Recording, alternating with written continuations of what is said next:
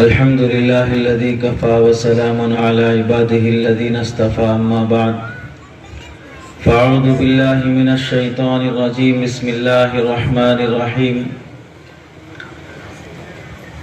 إنا نحن نزلنا الذكر وإنا له لحافظون وقال تعالى ولقد يسرنا القرآن للذكر فهل من مدكر وقال النبي صلى الله عليه وسلم خيركم من تعلم القرآن وعلمه أو كما قال النبي صلى الله عليه وسلم اللهم صل على سيدنا محمد وعلى آل سيدنا محمد وبارك وسلم اللهم صل على سيدنا محمد وعلى آل سيدنا محمد وبارك وسلم اللهم صل على سيدنا محمد وعلى آل سيدنا محمد وبارك وسلم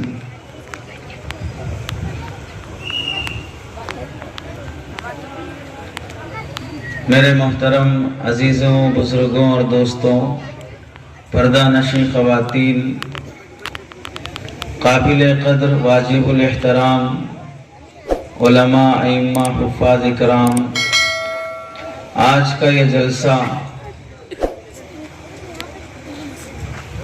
بچوں کی اپنی محنت، اساتذہ کی قربانیاں، قرآن مجید، شریعت اور دین کا علم سیکھنے کے جذبے اتنے بھرے مجمع میں نڈر ہو کر اپنی معافی ضمیر کو، اپنی بات کو ظاہر کرنا اور بڑے خوش اسلوبی کے ساتھ، بڑے اچھے انداز میں جس بچے کی جو ذمہ داری تھی اس ذمہ داری کو بلا خوف و جھجک آپ حضرات کے سامنے پیش کرنا، یہ ہر آدمی کے بس کی بات نہیں ہے۔ گلی میں، سڑک پر، بازار میں نڈر ہو کر لڑنے والا بھی، گالیاں بکنے والا بھی، شرافت سے جب اسے اسٹیج پر دو بول بولنے کے لیے بلایا جائے تو وہ بھی کانپنے لگتا ہے۔ مائک تھامنا ہر آدمی کے بس کی بات نہیں ہے۔ یہاں ان بچوں نے جس جرأت کے ساتھ، جس ہمت کے ساتھ اپنی بات پیش کی ہے، بہت قابل تعریف ہیں، اور جتنا بھی انہیں انعام دیا جائے، سراہا جائے، بہت کم ہے۔ مدرسے کی اساتذہ کی قربانیاں ہیں، ان کی محنتیں ہیں، بچوں کا یہ شوق اور جذبہ ہے جسے آپ حضرات نے دیکھا ہے۔ قرآن مجید کا علم حاصل کرنا ان بچوں کے لیے بلکہ سارے انسانوں کے لیے بڑی سعادت اور فضیلت کی بات ہے۔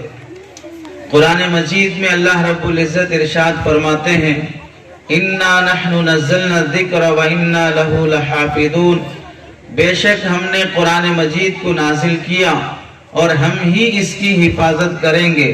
قرآن مجید کی حفاظت کرنے والے سب سے پہلے حافظ اللہ کی ذات ہے۔ لحافظون فرما کر اللہ نے بہت بڑا لقب قرآن مجید یاد کرنے والوں کو دیا ہے۔ اصل قرآن مجید کے حافظ اللہ ہیں۔ لحافظون میں اللہ نے اپنے حافظ ہونے کو فرمایا۔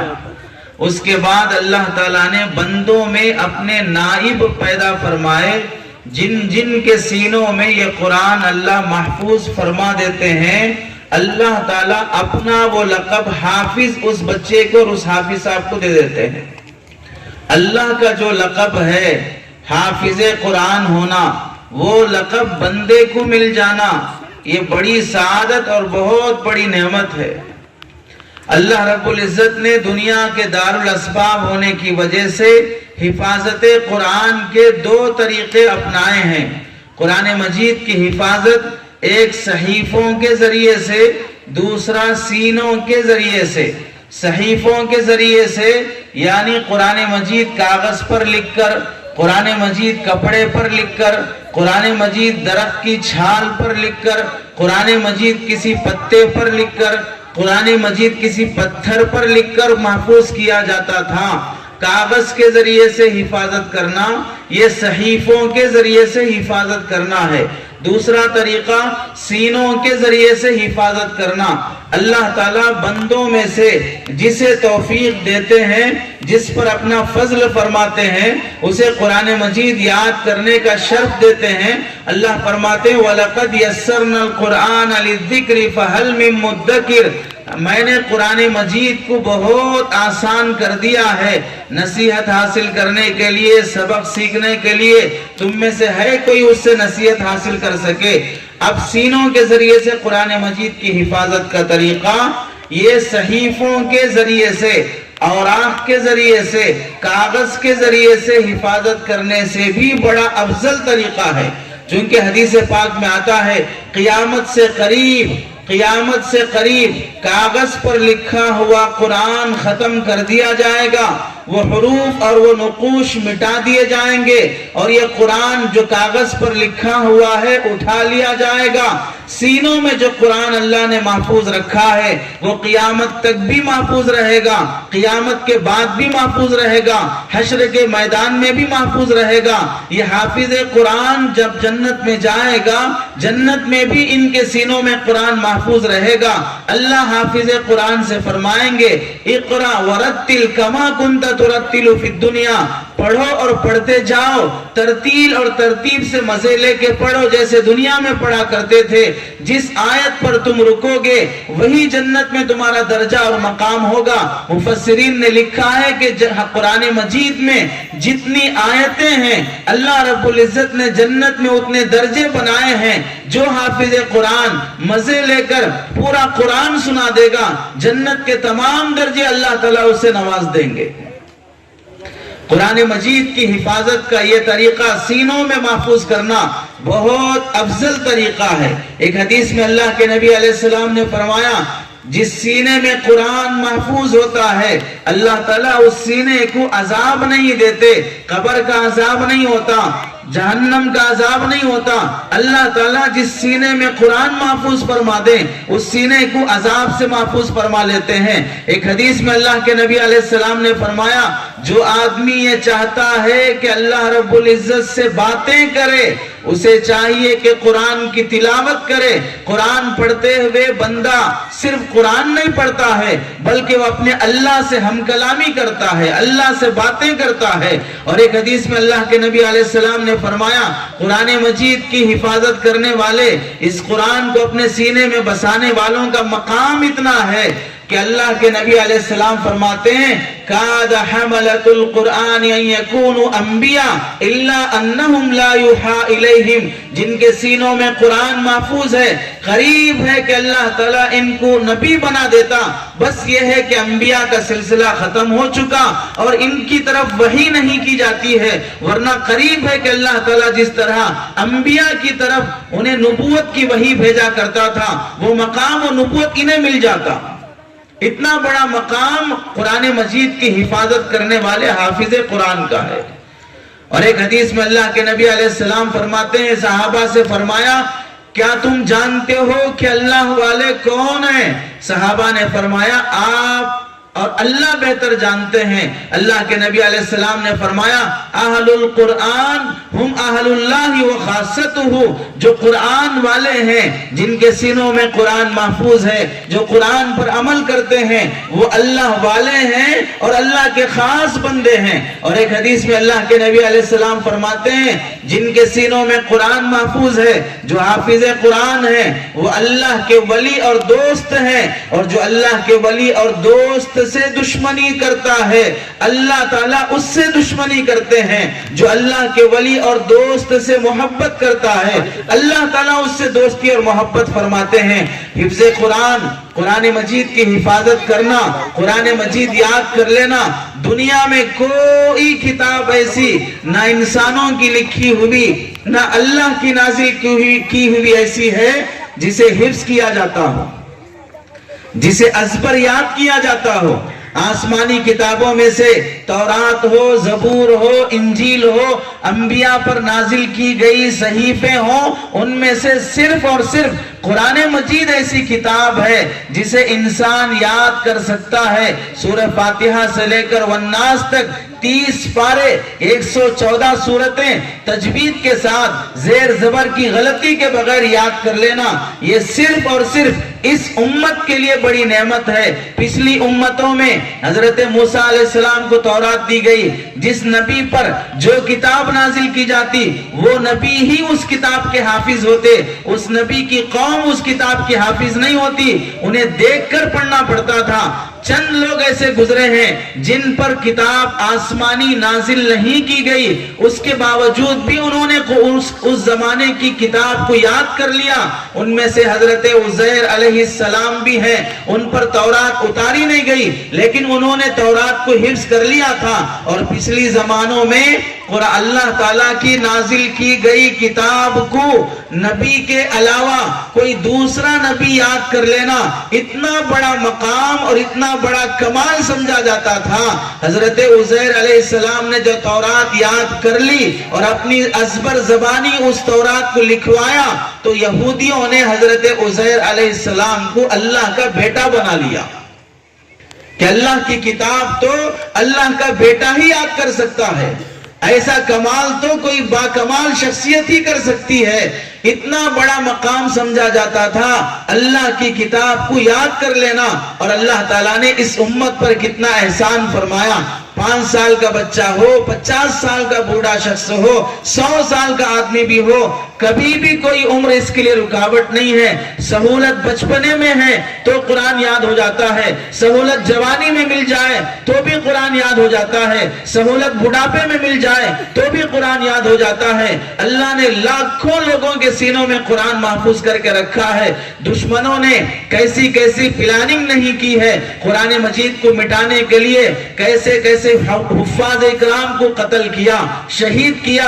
نبی کے زمانے میں ہی 70 حفاظ صحابہ کو شہید کر دیا گیا. اور جس موقع پر جنگوں کے معاملات پیش آئے اس موقع پر حافظ قرآن شہید کر دیے جاتے تو افسوس ہوتا کہ اتنے حفاظ چلے گئے، قرآن کی حفاظت کیسے ہوگی. لیکن اللہ رب العزت نے سینوں میں قرآن محفوظ کیا.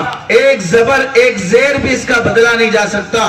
1400 سال سے لے کر آج تک یہ قرآن جیسے نازل ہوا ہے ویسے پڑھا جا رہا ہے. ایک زبر اور زیر کی بھی اس میں کمی نہیں آئی. کوششیں کرنے والوں نے، چال بازی کرنے والوں نے، مکاری کرنے والوں نے قرآن کی آیتوں میں سے کوئی پردے کی آیت نکالا، کوئی جہاد کی آیت نکالا، کوئی دوسرے سود کی آیتیں نکالا، اپنے من کا قرآن بنانا چاہا. اللہ نے کسی کی کتاب کو قرآن کی حیثیت نہیں دی ہے اور کسی کی چال بازی اور مکاری چلی نہیں ہے. دوسری آسمانی کتابیں محفوظ نہیں رہ سکی. اللہ نے اس کتاب کی حفاظت کی ذمہ داری لی ہے تو بچہ بچہ حافظ قرآن بننے کا شوق ظاہر کرتا ہے. اللہ اس کے سینے میں قرآن کی حفاظت فرماتے ہیں. ایسے بھی اللہ کے نیک بندے گزرے ہیں جنہوں نے بڑھاپے میں قرآن پڑھنا یاد کرنا چاہا. اللہ نے موت سے پہلے انہیں حافظ قرآن بنا دیا. پچھلے زمانے میں صحابہ کے بعد تابعین، طبع تابعین، اولیاء، محدثین کا اصول یہ تھا کہ جب تک بچہ قرآن کا حافظ نہیں ہو جاتا اسے حدیث نہیں پڑھایا جاتا، قرآن کا حافظ نہیں ہوتا اسے مسئلے مسائل اور فقہ نہیں پڑھائے جاتے. علامہ نووی رحمت اللہ علیہ لکھتے ہیں کہ پچھلے زمانے میں کانوا لا يعلمون الحدیث والفقہ، کہ وہ حدیث اور فقہ کی تعلیم نہیں دیتے تھے کسی بھی بچے کو جب تک کہ وہ قرآن یاد نہیں کر لیتا. ولید بن مسلم رحمت اللہ علیہ بڑے محدث گزرے ہیں. وہ حدیث پڑھنے کے لیے امام اوزاعی رحمت اللہ علیہ کے پاس آئے. وہ بھی بڑے محدث ہیں. حدیث پڑھنے کی درخواست کی تو امام اوزاعی محدث نے اس بچے سے پوچھا تم نے قرآن حفظ کر لیا؟ انہوں نے کہا نہیں، ابھی حافظ نہیں ہوں. جاؤ پہلے قرآن حفظ کر کے آؤ. قرآن حفظ کر کے آئے. آنے کے بعد ان کا امتحان لیا. یوصیکم اللہ فی اولادکم للذکر مثل حظ الانثیین، یہ صفحہ پڑھ کر سنانے کو کہا. بچے نے امتحان دیا، امتحان میں کامیاب ہوا. پھر اسے حدیث پڑھنے کے لیے داخلہ لیا گیا. امام ابو حنیفہ رحمت اللہ علیہ کے پاس امام محمد رحمت اللہ علیہ فقہ پڑھنے کے لیے آئے. امام ابو حنیفہ رحمت اللہ علیہ نے ان سے فرمایا کہ جاؤ پہلے قرآن یاد کر کے آؤ, اس کے بعد پھر فقہ پڑھایا جائے گا.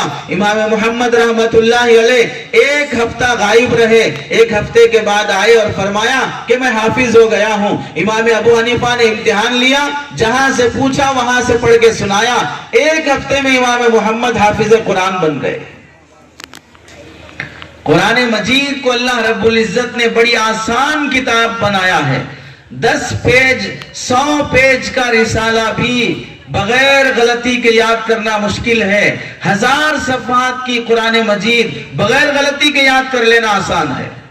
اللہ نے اس کتاب کی حفاظت کی ذمہ داری لی, ورنہ پھر آزادی کے موقع پر لاکھوں حفاظ کو شہید کیا گیا. آزادی کے موقع پر لاکھوں قرآن مجید جلائے گئے, ہزاروں حفاظ اکرام کو شہید کیا گیا. اس کے باوجود بھی قرآن مجید محفوظ ہے. اللہ رب العزت نے اس کی حفاظت کی ذمہ داری لی ہے. پچھلے زمانوں میں قرآن مجید نہیں ملتا تھا, دیکھنے کی نوبت نہیں آتی تھی. قرآن مجید وہاں پر بینڈ لگا دیا گیا اس پر. رشیا جیسا ملک جہاں پر قرآن, نماز, اذان, مسجد, کرتا پیجامہ, داڑھی, اسلامی شاعر پر بینڈ لگا دیا گیا, ایسے جگہوں پر بھی علماء نے, حفاظ اکرام نے اس دین کی, اس علم دین کی حفاظت کی ذمہ داری لی. کوئی مولوی صاحب جو حافظ قرآن ہیں, بچوں کو قرآن پڑھاتے ہیں, انہوں نے ٹیلرنگ سینٹر کھول لیا. مقصد کیا ہے؟ اپنے یا کسی اور کے کپڑے سینا نہیں ہے.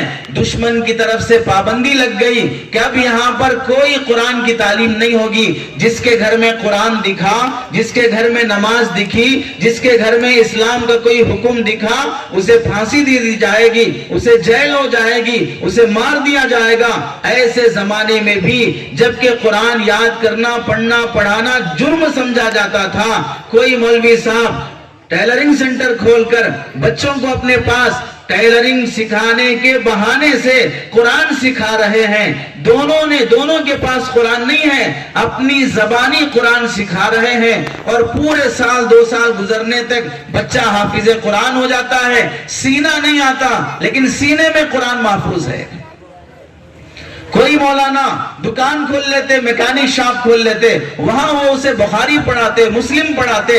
اپنی زبان سے جو دین اور شریعت یاد ہے, دشمنوں کے نرغے میں, دشمنوں کے سائے میں رہ کر بھی قرآن مجید کی حفاظت فرمائی. ایسا بھی زمانہ گزرا کہ ایسے سخت ماحول میں کہ اگر کوئی قرآن پڑھاتا ہوا نظر آئے, جیل جانا پڑے گا, پھانسی لینا پڑے گا. شراب کی دکان کھول لیتے, باہر ننگی تصویریں لٹکا دیتے, شراب کی بوتلیں لگا دیتے, اندر سے ساؤنڈ پروف دیواریں بنا کر انڈر گراؤنڈ میں اور اندر دیواروں کے پیچھے بچوں کو قرآن پڑھایا جاتا, انہیں حدیث پڑھائی جاتی. دیکھنے والوں کو لگتا کہ یہ شراب کی دکان ہے, لیکن اندر قرآن پڑھایا جا رہا ہے, حدیث پڑھائی جا رہی ہے. ہمیں تو اللہ تعالیٰ نے بڑی عافیت کا زمانہ دیا ہے, بڑی سہولت کا زمانہ دیا ہے. ایسے زمانے میں جبکہ قرآن پڑھنا پڑھانا جرم ہو, مولوی صاحب بچوں کو لے کر, چند لوگوں کو لے کر ڈولا اٹھا کر قبرستان پہنچتے ہوں اور چادر تان کر قبر کے اطراف سے گڑھا کھود کر مولوی صاحب اور بچہ قبر میں اترتے ہوں اور وہاں قرآن مجید پڑھایا جاتا ہو. دشمن دیکھے تو سمجھے کہ میت کو دفنایا جا رہا ہے, در حقیقت وہاں میت کو دفنانا نہیں ہے, قبر میں بیٹھ کر مولوی صاحب اور حافظ صاحب بچے کو قرآن پڑھا رہے ہیں. آج اللہ نے کیسا سکون کا زمانہ دیا ہے جہاں ہم اپنے بچوں کو قرآن پڑھا سکتے ہیں. کھانے کی پریشانی نہیں, کپڑوں کی پریشانی نہیں, پنکھے کی پریشانی نہیں, لائٹ کی پریشانی نہیں, دشمن کی طرف سے کوئی تنگی نہیں. اس کے باوجود بھی, سہولت کا زمانہ ملنے کے باوجود ہم نے قرآن کی اہمیت اور اس کی عظمت کو سینوں میں نہیں بٹھایا. حافظ قرآن بنانے کی اہمیت کو نہیں سمجھا. بچے کو قرآن یاد کروانا, خود اتنا قرآن یاد کر لینا جس سے ہماری نماز صحیح ہو جائے, جس سے ہم شریعت پر چلنے والے بن جائیں. قرآن کی تلاوت مستقل اپنی جگہ عبادت ہے. بنا سمجھے پڑھنا بھی عبادت ہے, سمجھ کے پڑھنا بھی عبادت ہے. قرآن کی تلاوت بہر صورت عبادت ہے, عام کتابوں کی طرح نہیں ہے. فلاں انگریزی کتاب پڑھے ہیں لیکن کیا ہوا اس میں سمجھ میں نہیں آیا تو وہ پڑھنا عبادت نہیں ہے. لیکن یہ کتاب پڑھو نہ سمجھو از اول تاخر پھر بھی اس کے پڑھنے کا ثواب ملے گا. قرآن مجید کے الفاظ بھی مقصود ہیں, قرآن مجید کے معنی بھی مقصود ہیں, قرآن مجید کی تفسیر بھی مقصود ہے, قرآن مجید پر عمل بھی مقصود ہے. قرآن مجید کے الفاظ پڑھو تو بھی ثواب ملے گا, قرآن مجید پر عمل کرو تو بھی ثواب ملے گا, قرآن مجید کی تفسیر کرو تو بھی ثواب ملے گا. یہ قرآن ایسی چیز ہے, اللہ کے نبی علیہ السلام فرماتے ہیں جو اس سے محبت کرتا ہے اللہ اس سے محبت فرماتے ہیں. ایک صحابی غزوے میں گئے, صحابہ کو ساتھ لے کر گئے, جب بھی وہ امامت کرتے نماز پڑھاتے, نماز میں سورہ فاتحہ کے بعد ضم سورہ ہونے کے بعد آخر میں وہ قل هو اللہ احد کا سورہ پڑھتے.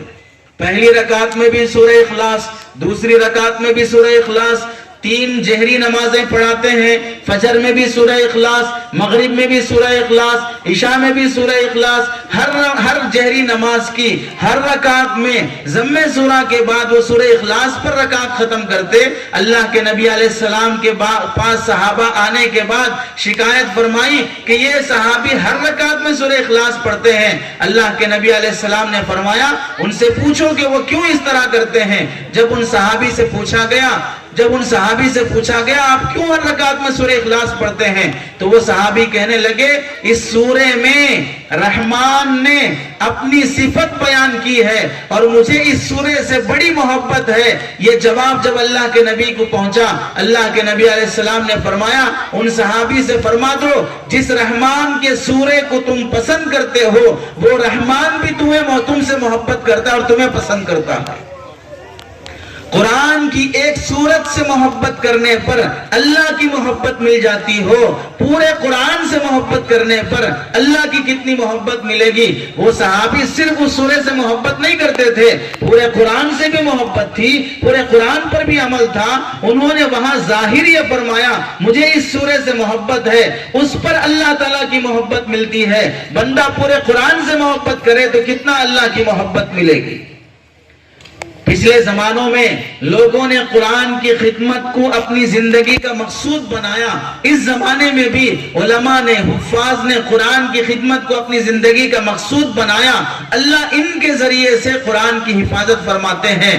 حضرت عبد الرحمن سلمی رحمت اللہ علیہ بڑے تابعی گزرے ہیں. یہ وہ تابعی ہیں جنہوں نے حضرت حسن, حضرت حسین رضی اللہ تعالیٰ عنہ کو قرآن پڑھایا ہے اور جن سے قرات سبا سیکھی جاتی ہے.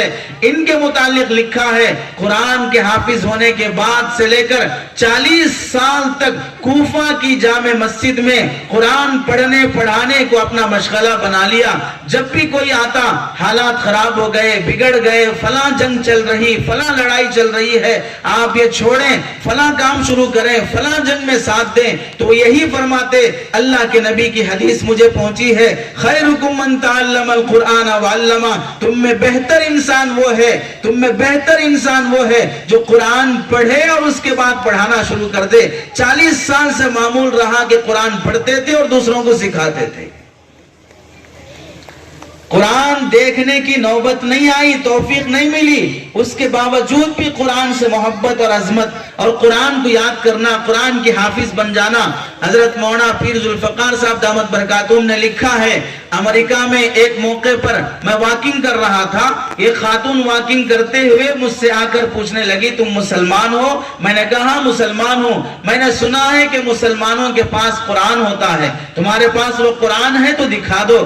میں نے قرآن دکھایا. وہ قرآن دیکھ کر کہنے لگی 2 منٹ مجھے یہ قرآن دے دو. میں نے قرآن اس کے حوالے کیا. وہ اوراق الٹاتی جاتی, قرآن کا بوسہ لیتی, اسے آنکھوں سے لگاتی, اسے سر پہ رکھتی.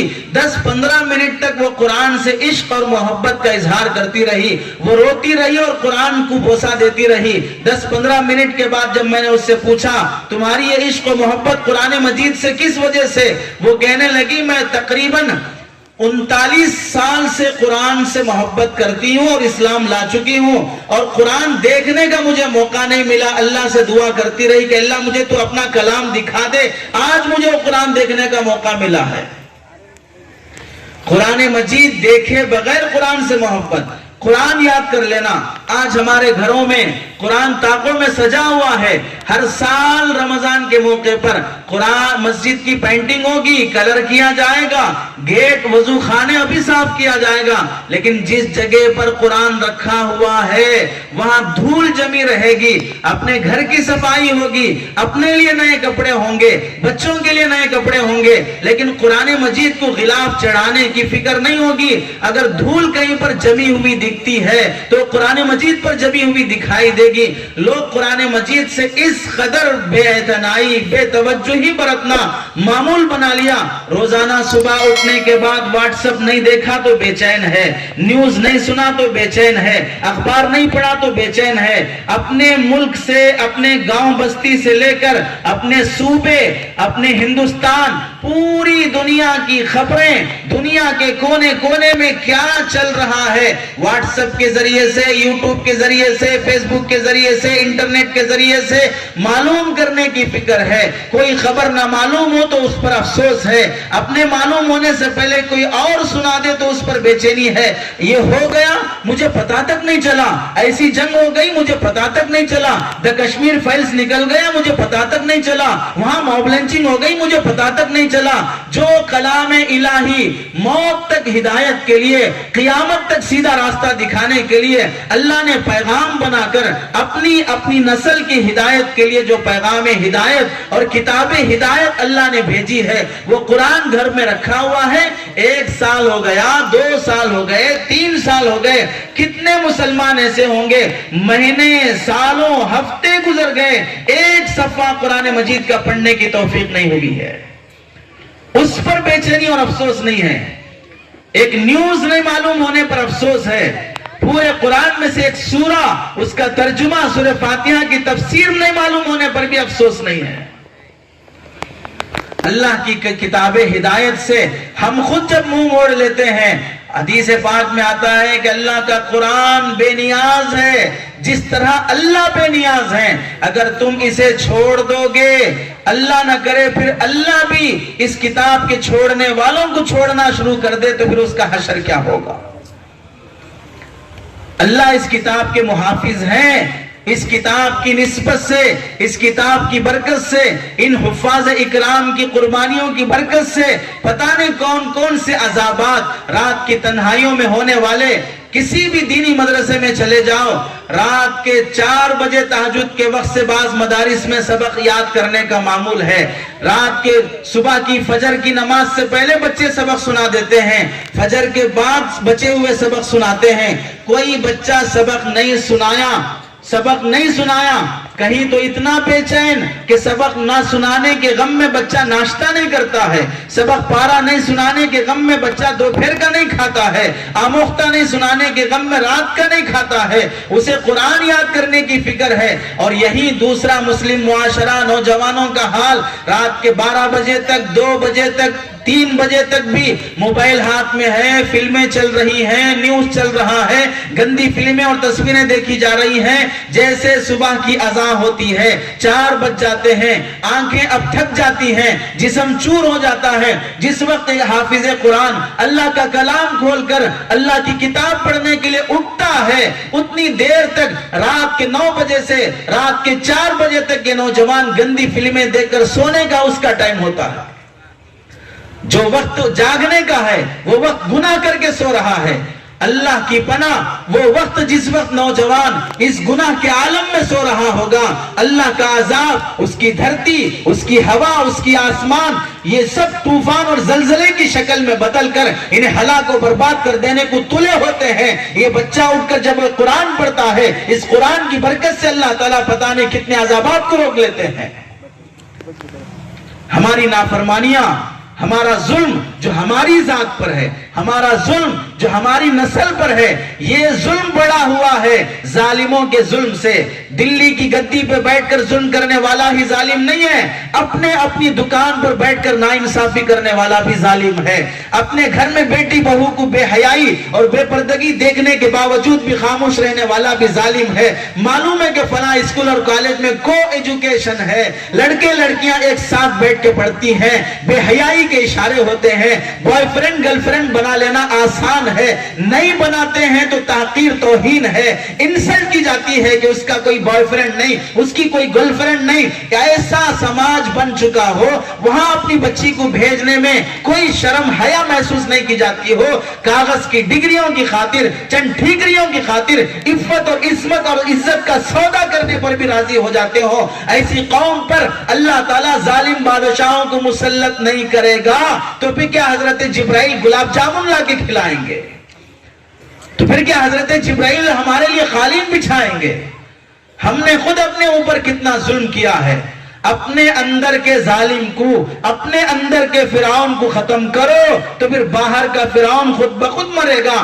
6 فٹ کے 4 فٹ کے جسم پر تو اللہ کا اسلام نافذ نہیں کر سکتے, پورے ملک پر اسلام لانے کی کیسی بات کرتے ہو؟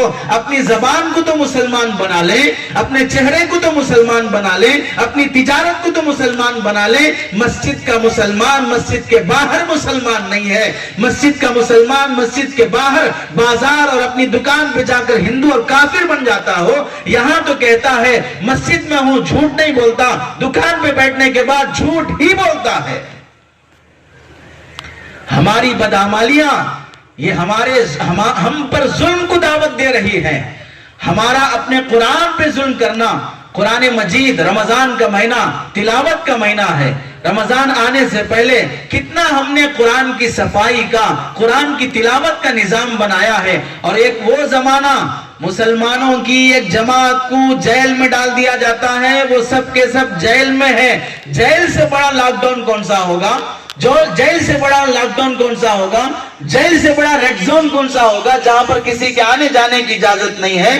ایسے موقع پر کیا کر سکتے ہیں جیل میں؟ لاک ڈاؤن میں ہم نے کیا کیا؟ لاک ڈاؤن میں ہم نے کیا کیا؟ اچھا کر سکتے, کچھ بھلا کر سکتے, اپنی اولاد کو لے کے بیٹھ کے قرآن یاد کرتے, یاد کروا سکتے, تعلیم ہو سکتی, صحابہ کی تاریخ اور سیرت سنائی جا سکتی. اللہ کے بندے ایسے بھی گزرے ہیں. لاک ڈاؤن میں اپنی 6 سال کی بچی کو لے کے بیٹھے, اسے قرآن ناظرہ پڑھایا, حفظ کرانا شروع کیا. 9 سے 10 مہینے میں باپ نے اپنی بیٹی کو لاک ڈاؤن میں حافظ قرآن بنا دیا. 9 سے 10 مہینے میں باپ نے اپنی بیٹی کو حافظ قرآن بنا دیا. ہمیں لاک ڈاؤن میں بھی اپنے بچوں کو ٹائم دینے کا موقع نہیں ملا. باہر جا نہیں سکتے, اندر اپنی اولاد اور بیوی بچوں کے ساتھ رہ کر بھی ہم نے موبائل کو ٹائم دیا ہے, انٹرنیٹ کو ٹائم دیا ہے, یوٹیوب کو ٹائم دیا ہے. جتنی صحبت اور جتنا خیال ہم موبائل کا رکھتے ہیں اس میں سے آدھا خیال بھی اپنے بچوں کا رکھ لیں گے تو بچوں کی تربیت ہو جائے گی. چارج نہ ہونے پر فکر, ریچارج نہ ہونے پر فکر, گر جانے پر فکر, فون ادھر سے ادھر رکھ جانے پہ غم. یہ سب غم جو ہمیں موبائل کے ساتھ کھایا جا رہا ہے اس کا آدھا غم اپنی اولاد ادھر سے ادھر ہو جانے پہ کھانا شروع ہو جائے تو اولاد مرنے سے پہلے شاید اللہ والی بن کے مر جائے. اس وقت ہم لوگ جتنا موبائل کو ٹائم دیتے ہیں نہ اپنی بیوی کو ٹائم دینے تیار, نہ اپنی اولاد کو ٹائم دینے تیار. لاک ڈاؤن میں ہر ایک سے یہی شکایت تھی, سب بند ہے, کیا کر سکتے ہیں, سب بند ہے, کیا کر سکتے ہیں. اللہ کے دروازے تو کھلے تھے, قرآن مجید تو کھلا ہوا تھا, دینی کتابیں تو کھلی ہوئی تھی, ہماری اولاد ہمارے گھروں اور گودوں میں پل رہی تھی. اس زمانے میں ہم پڑھنا پڑھانا کر سکتے تھے لیکن نہیں کیا. پورے انٹرنیٹ کی زندگی میں جتنا نیٹ لاک ڈاؤن میں یوز کیا گیا اس سے پہلے کبھی یوز نہیں کیا گیا. نہیں دیکھنے والی چیزیں بھی دیکھی گئی, نہ کرنے والا گناہ بھی کیا گیا, نہیں کرنے والے لوگوں نے بھی گناہ میں ملوث ہو کر رہے. اور وہاں جیل کی زندگی ہے قیدیوں کی, کچھ نہیں کیا جا سکتا. قیدی بیٹھ کر مشورہ کرتے ہیں کہ کیا کیا جائے. اب ان قیدیوں کا غم دیکھیں, ایک دوسرے کے مشورے کے بعد طے ہوتا ہے تم میں سے جس کو جتنا قرآن یاد ہے وہ ہمیں یاد کروا دے, ایک دوسرے کو یاد کرا دے. اب جیل میں رہ کر اپنی رہائی کی فکر نہیں ہے, قرآن یاد کرنے کی فکر ہے. 1-2 مہینے, 4 مہینے, 6 مہینے, 1 سال کی زندگی جیل میں گزری. ایک قیدی دوسرے قیدی کو اپنا یاد کیا ہوا قرآن یاد کرا رہا ہے. یاد کرتے کرتے کرتے پورے 30-40 قیدی جو جیل میں تھے سب نے سورہ انفال کے علاوہ پورا قرآن مجید یاد کر لیا. قید کی زندگی میں پورا قرآن مجید یاد کر لیا. اب سورہ انفال ایک سورہ بچ گیا جو کسی کو یاد نہیں ہے. تو اب یہ فکر ہے کہ وہ سورہ بھی کیسے یاد ہو جائے. تفتیش کا اور مقدمہ عدالت میں پیش ہونے کا وقت آیا تو جسے عدالت میں جانا ہے وہ اس فکر میں ہے کہ میں کیس ہاروں یا جیتوں. بات کی بات ہے عدالت میں کوئی بندہ مجھے ایسا مل جائے جسے سورہ انفال یاد ہو, میں اس سے وہ سورہ لکھ کر یا یاد کر کے اپنے ساتھیوں کو سکھا دوں. عدالت میں آیا اور ان بندوں کو تلاش کرنے لگا جسے سورہ انفال یاد ہو, وہاں سے یاد کر کے اپنے ساتھیوں کو جا کر وہ سورہ انفال یاد کرتا ہے. ان کو اپنے رہائی میں کیس کی تاریخ پیچھے اور آگے بڑھ جانے کی فکر نہیں ہے.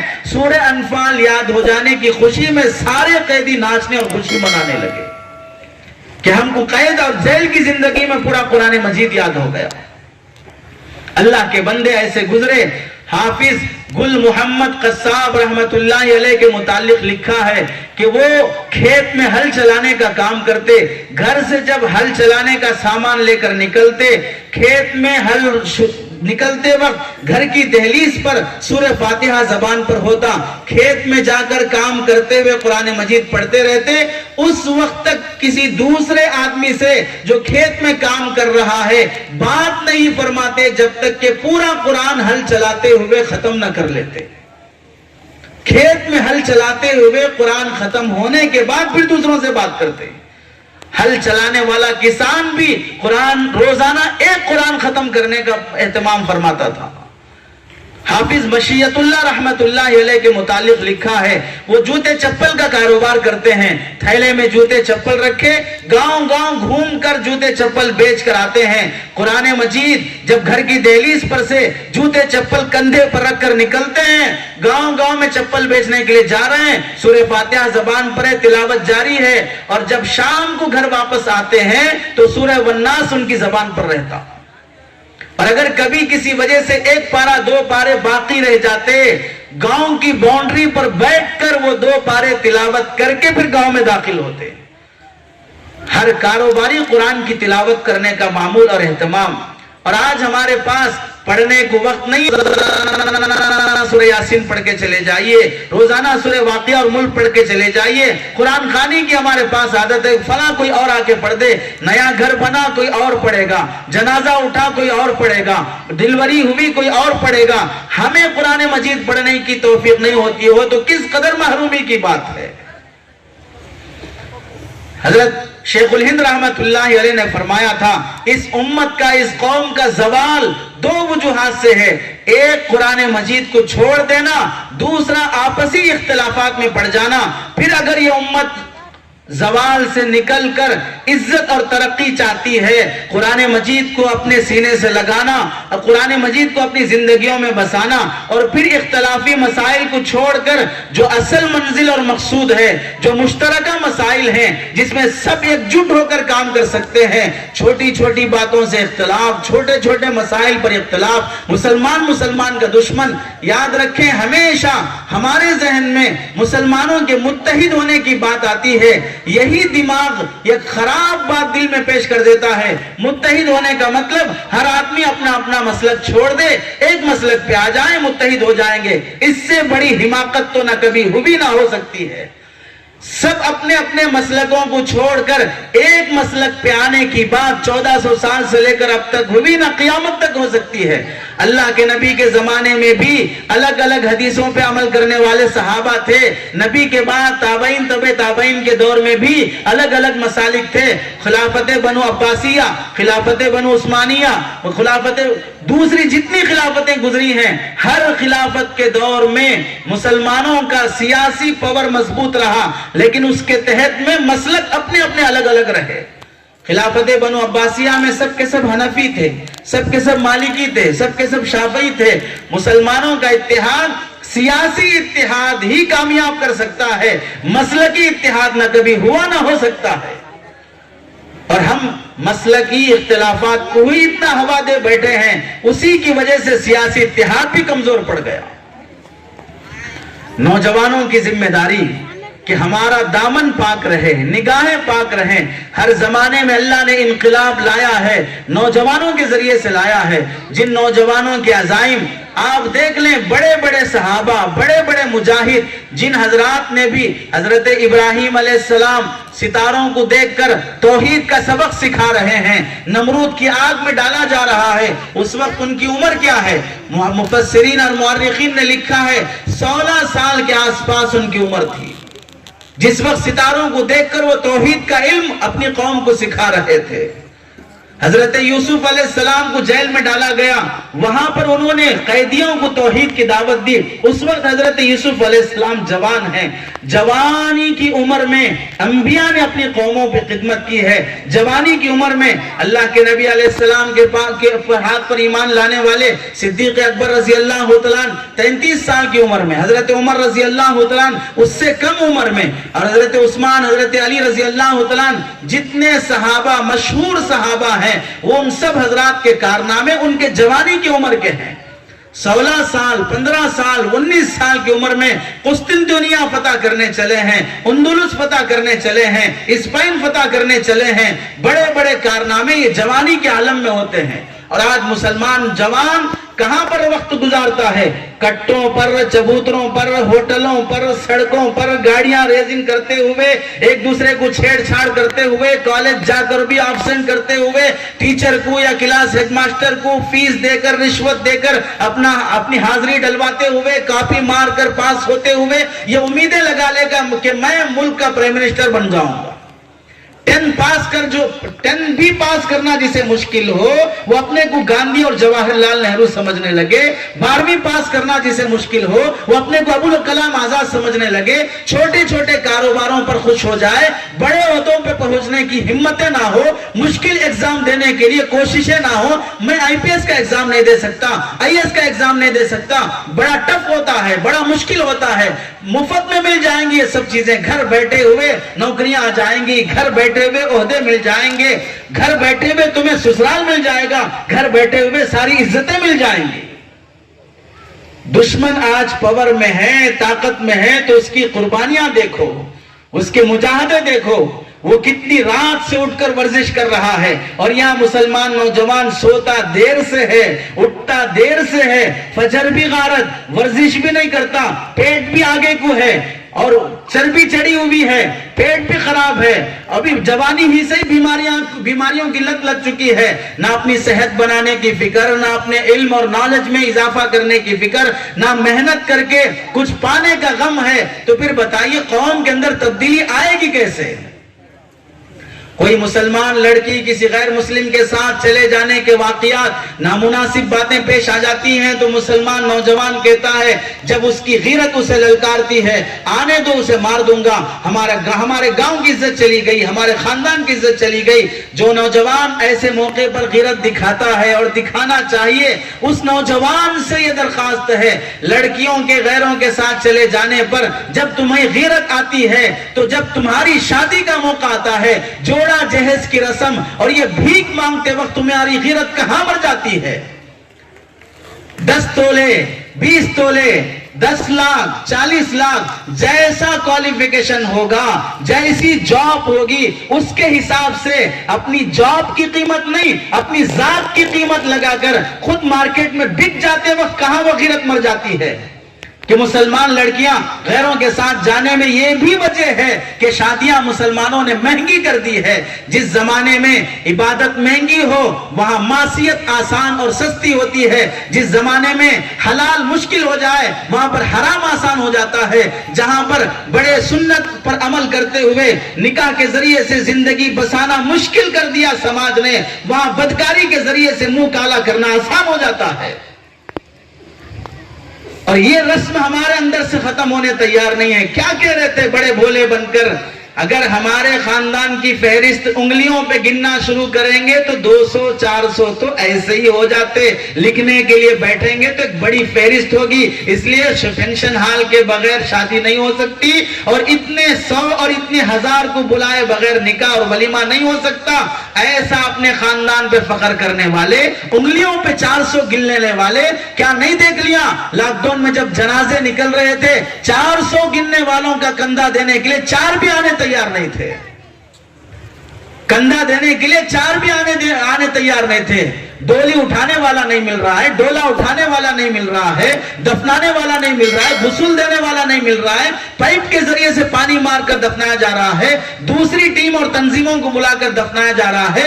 بیٹے کا انتقال تو باپ آنے تیار نہیں, باپ کا انتقال تو بیٹا آنے تیار نہیں. نفسا نفسی کا عالم ہر ایک کو اپنی پڑی ہے. قیامت کا منظر یوم یفر المرء من اخیہ کی وہ پورا مصداق قوم نے اپنے جیتے جی ان 2 سالوں میں دیکھ لیا کہ بھائی کی موت پر بھائی بازو گلی سے ویڈیو کال کر کے رونے تیار ہے, لیکن جنازے کے پاس آنے تیار نہیں ہے.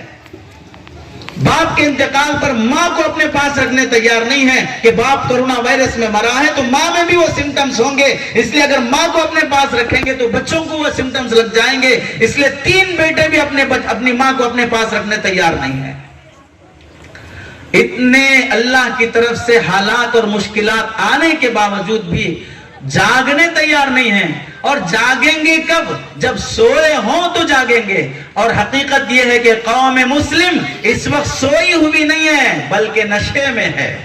سویا ہوا آدمی تو 2 لاکھ پڑھنے پر جاگ جائے گا, اور نشے میں جو ہے اسے جوتے بھی پڑیں گے تو وہ جاگنے تیار نہیں ہوگا جب تک اس کا نشہ نہ اترے. اور ظالم کی طرف سے کتنی لاٹھیاں پڑ رہی ہیں, اور کتنے جوتے پڑ رہے ہیں, اور کتنے اللہ تعالیٰ کی طرف سے یہ پیغام آ رہے ہیں. فرعون اس زمانے میں حضرت موسیٰ کے زمانے میں اپنی شکل میں تھا, ابو لہب ابو جہل نبی کے زمانے میں اپنی شکل میں تھا. اس وقت کا فرعون, اس وقت کا ابو جہل, اس وقت کا ابو لہب اپنی شکل میں آیا ہے, اور یہ تمہیں دعوت دے رہا ہے اپنی اللہ کی طرف لوٹنے کے لیے. اس وقت مسلمان 3 کام کرے گا تو شاید اپنی جان ایمان کے ساتھ بچا سکتا ہے, اگر نہیں کرے گا تو جان جانا تو طے ہے. اس سے بڑا افسوس یہ ہے کہ جان جانے سے پہلے کہیں ایمان نہ چلا جائے.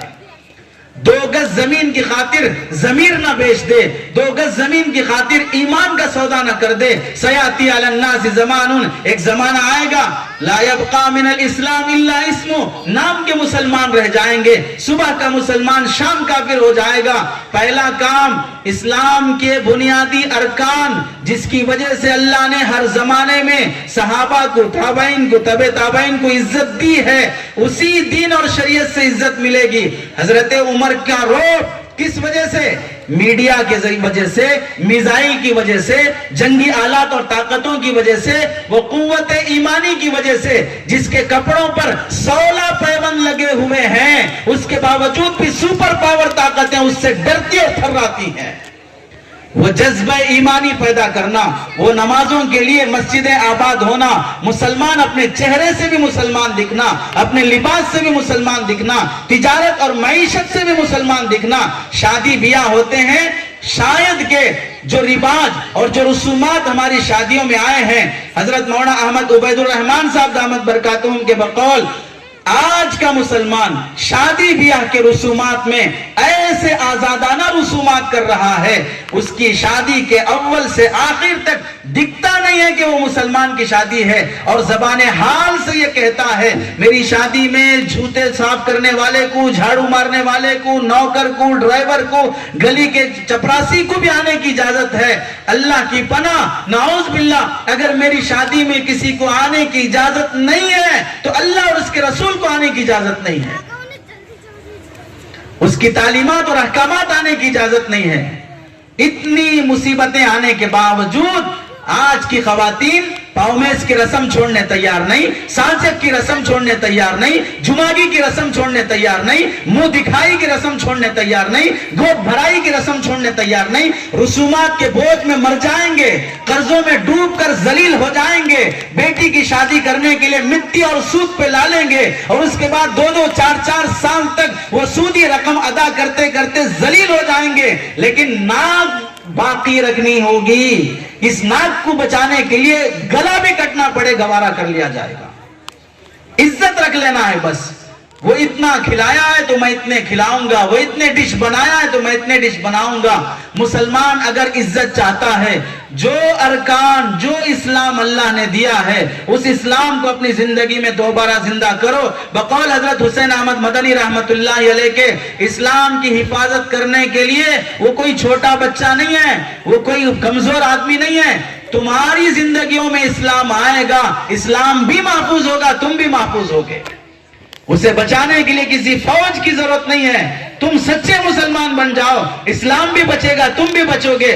ورنہ حجاب کا مسئلہ بعد میں اٹھا, حجاب کی توہین پہلے ہم نے کی ہے. سود کا مسئلہ بعد میں اٹھا, سودی کاروبار ہم نے رواج دیا اور اسے معمولی سمجھا ہے. 3 طلاق کا مسئلہ بعد میں اٹھا اور ہم نے گالی, مذاق, لائٹ لے کر طلاق کو عام کر دینا, فون پہ, فیس بک پہ, واٹس ایپ پہ طلاق دے دینا, چھوٹی چھوٹی باتوں پہ طلاق دے دینا. ہم نے جب شریعت کا کھلواڑ کیا تب دشمن کو موقع ملا ہے شریعت پر انگلی اٹھانے کا, شریعت کو کھلواڑ بنانے کا. ہم نے اپنی شریعت کو پامال کیا ہے. اسے کیا لینا دینا کس کے چہرے پہ نقاب ہے نہیں ہے, کون طلاق دے رہا کون نہیں دے رہا ہے, کون پراپرٹی پوتے کو دے رہا بیٹے کو دے رہا ہے, اسے کیا لینا دینا ہے. ہم نے اسے مذاق بنایا, شریعت کا کھلواڑ کیا, تب دشمن کو ہاتھ میں موقع آیا. ورنہ جنگل کی لکڑی جب کٹتی ہے تو کلہاڑی کے ساتھ لکڑی بھی ساتھ دیتی ہے. تو پہلا کام مسلمان سچا مسلمان بن جائے تو اسے گری ہوئی اور لٹی ہوئی عزت واپس مل سکتی ہے. اور دوسرا کام اپنے بچوں کا ایجوکیشن مضبوط کرنا, دینی تعلیم ہو, دنیاوی تعلیم ہو, اسکولز قائم کرنا. اپنے اسکولز میں مسلمانوں کے اسکول ہوں, مسلمانوں کے کالج ہوں. اپنی بچیوں کو بچپن سے ہی ان کے الگ گرلز کالج قائم کرنا, گرلز اسکول قائم کرنا, جس میں 5 کلاس 4 کلاس سے ہی بچیاں پردے کے ساتھ الگ پڑھتی ہوں. تب جا کر اپنے بچوں میں وہ شعور, وہ اسلامی بیداری, وہ تاریخ کے حقائق اور وہ سیاسی شعور بیدار کرو گے.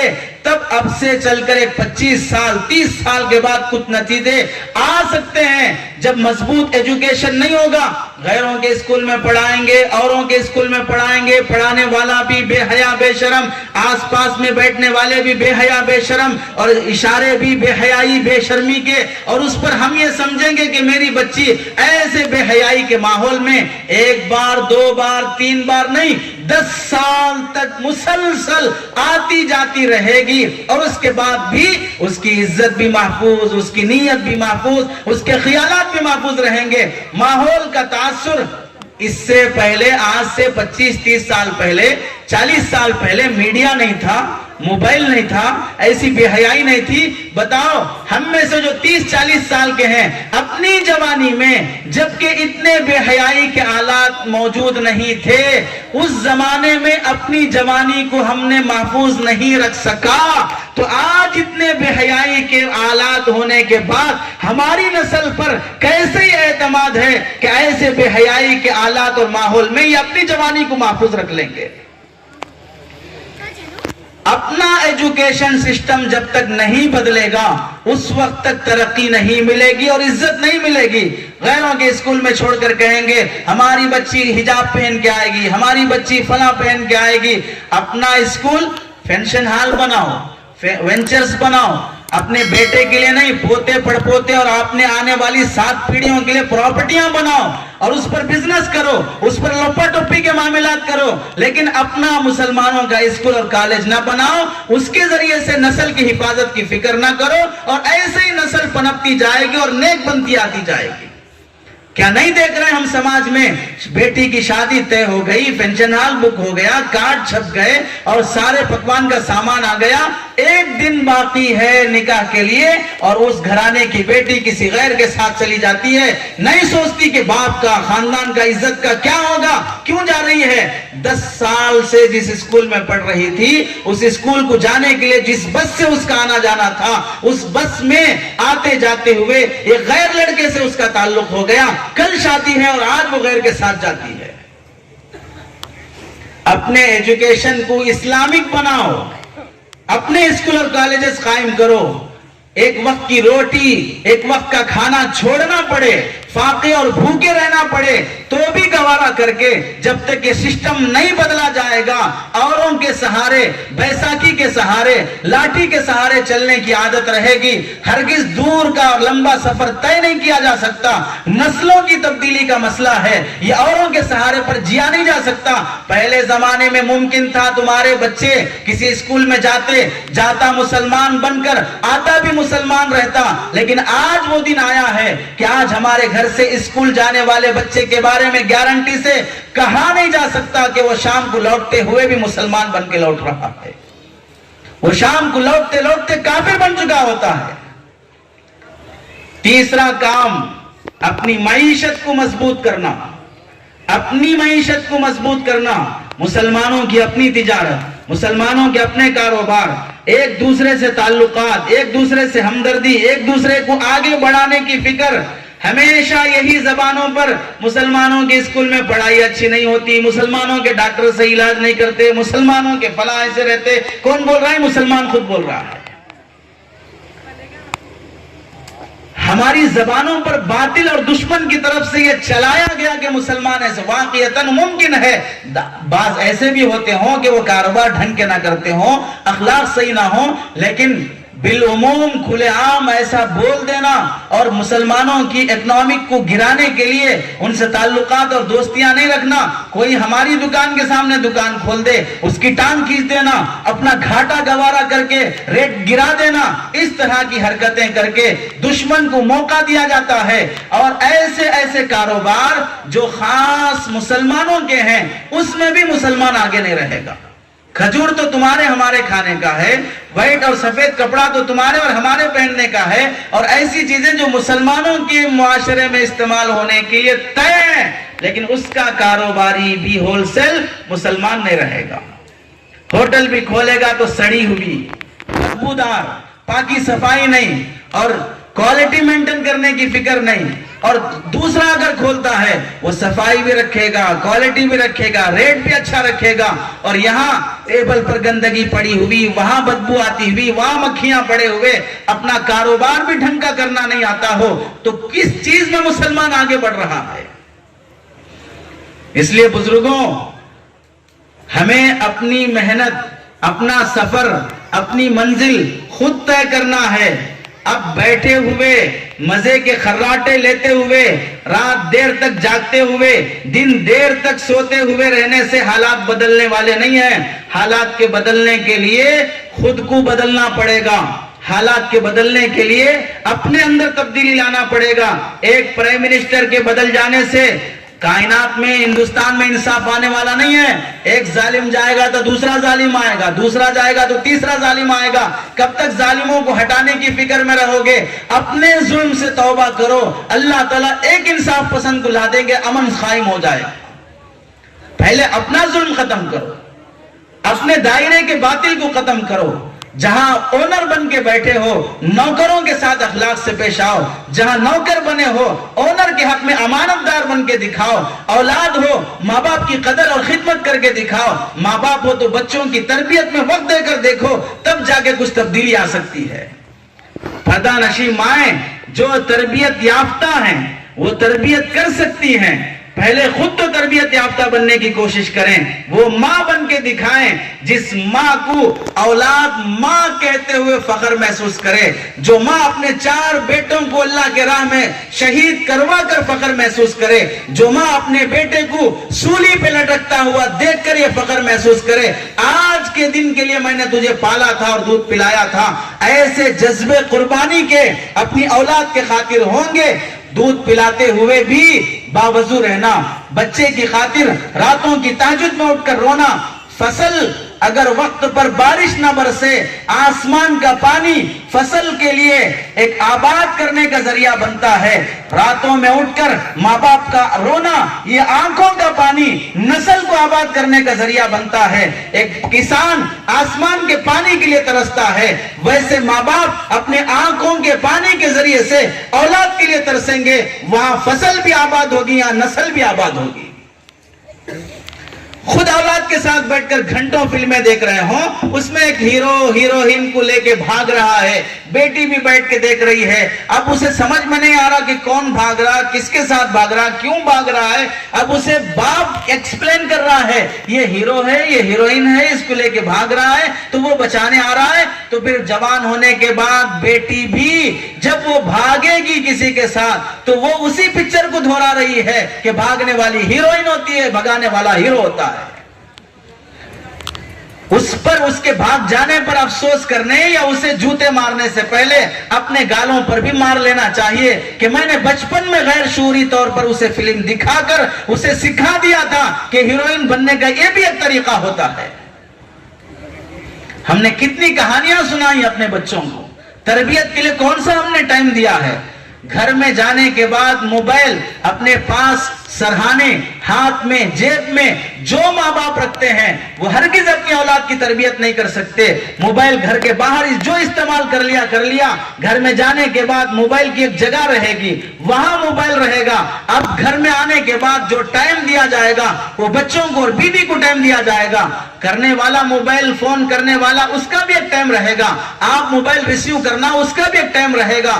کوئی ٹائم نہیں ہے، رات کے 2 بجے بھی موبائل اٹھا لیتے ہو، بچہ تڑپتا ہو، روتا ہو، بیوی وہاں پر چولہے کے پاس پکانے کے لیے بے چین ہے، تھوڑی 5 منٹ بچے کو پکڑنے کی درخواست کرتی ہے، نہیں یہ چیٹنگ اور یوٹیوب کا ٹائم نہیں ملے گا، بچہ تڑپتا روتا رہے گا، اسے ٹائم نہیں دیں گے لیکن یوٹیوب کو پابندی سے ٹائم دیں گے۔ اپنی اولاد کو جو وقت دینے تیار نہیں ہے، بچپن میں انہیں ٹائم نہیں دو گے، یہ بچپن میں اور بڑھاپے میں تمہیں ٹائم نہیں دیں گے، تم انہیں بیبی کیئر میں چھوڑ کر آزاد ہو جاؤ گے تو یہ تمہیں بڑھاپے میں اولڈ ایج ہوم میں چھوڑ کر آزاد ہو جائیں گے، یہ تمہیں بڑھاپے میں الگ جینا لے جا کر آزاد ہو جائیں گے، نہ تمہاری خدمت کی فکر نہ تمہاری بیماری کا غم انہیں ستائے گا، کیونکہ بچپن سے ہی محبت ختم کر دی گئی ہے۔ اللہ کے نیک بندوں، اپنے کو بدلنے کی کوشش کرو۔ بچوں کی تعلیم تمہارے اس ایریے میں بہترین ادارہ چلتا ہے، علماء حفاظ یہاں پر شاندار خدمت کرتے ہیں، مجھ سے زیادہ آپ نے اس مدرسے کی خدمتیں دیکھی ہیں، بچوں کا مظاہرہ دیکھا ہے، چھوٹے معصوم بچے جس جرأت اور ہمت کے ساتھ اپنی بات پیش کر رہے تھے، ان کی ہمت کو دیکھ کر مجھے ڈر لگ رہا تھا میں کیسے اسے مجمع کے سامنے بولوں، مجھے خوف ہو رہا تھا کیسے بیان کروں۔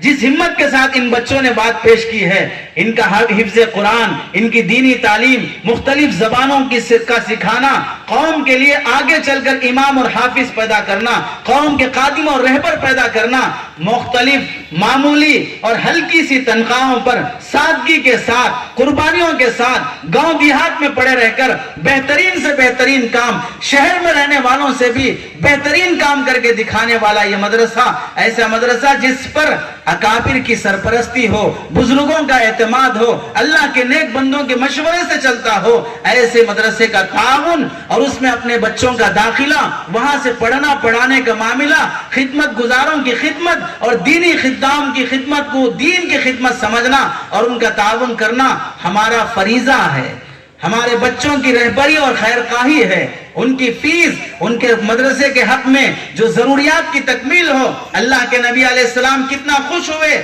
مسجد نبوی میں چراغ نہیں تھا، روشنی نہیں تھی، اندھیرا ہے، حضرت تمیم داری رضی اللہ تعالیٰ عنہ نے ایک چراغ لا کر جلا دیا، روشنی آ گئی، اللہ کے نبی اتنا خوش ہوئے، خوش ہو کر اللہ کے نبی نے پوچھا یہ چراغ کس نے جلایا ہے؟ صحابہ نے فرمایا تمیم داری نے جلایا ہے۔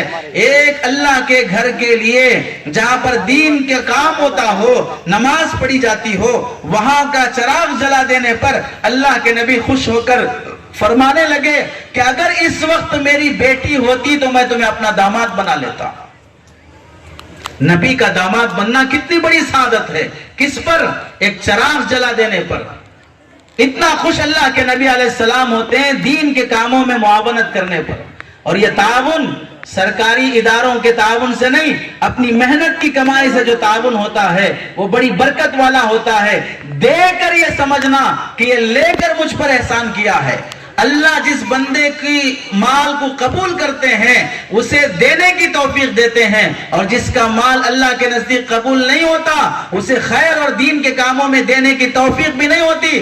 فینشن ہالوں پہ لگے گا، گاڑیوں کے بدلنے پہ لگے گا، موبائل بدلنے پہ لگے گا، شادیوں کی فضول خرچیوں پہ لگے گا، لیکن دین کے کاموں میں اس کا پیسہ نہیں لگے گا، کیونکہ اگر پیسہ حلال کا ہے تو جاتا بھی حلال میں ہے، اگر حرام کا ہے تو جاتا بھی حرام میں ہے۔ دینی کاموں میں تعاون کرنے کی توفیق مل جانا یہ اللہ کی طرف سے بہت بڑا انتخاب ہے، اس لیے ادارے کا تعاون سب سے بڑا تعاون یہ ہے، اس سے فائدہ اٹھانا، اپنے بچوں کا داخلہ کرانا، ان سے دلی خلوص محبت اور تعلق رکھنا اور ضروریات میں حصہ لینا، یہ اہم چیز ہوتی ہے۔ اللہ سے دعا ہے کہ اللہ تعالیٰ سنی ہوئی باتوں پر عمل کی توفیق نصیب فرمائے۔ آمین۔ وآخر دعوانا الحمدللہ رب العالمین۔